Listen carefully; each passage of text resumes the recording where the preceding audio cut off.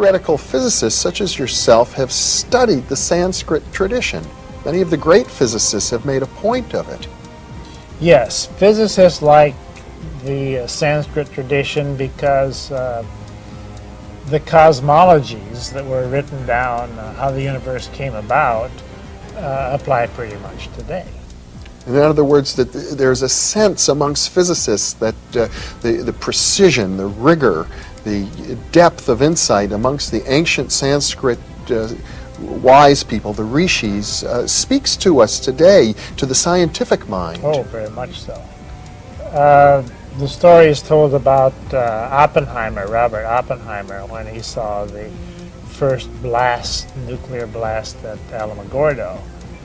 And the press said, "What were you thinking when you saw the first atomic bomb?"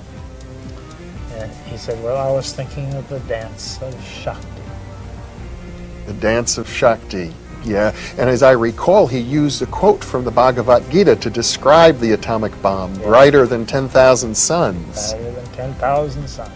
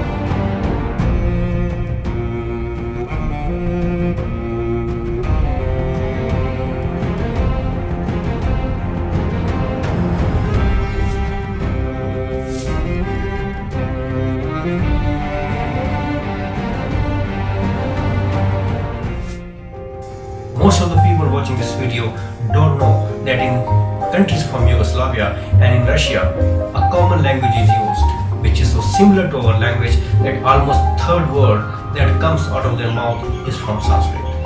Here I am going to focus on Serbian and Croatian language.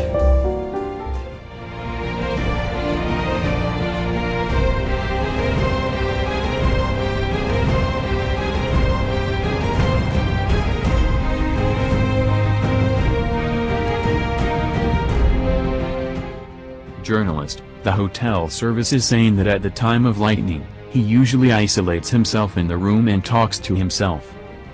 Tesla, I speak with lightning and thunder. Journalist, with them? In what language, Mr. Tesla? Tesla, mostly my mother tongue. The language counts with words and sounds, especially in poetry, so it is adequate.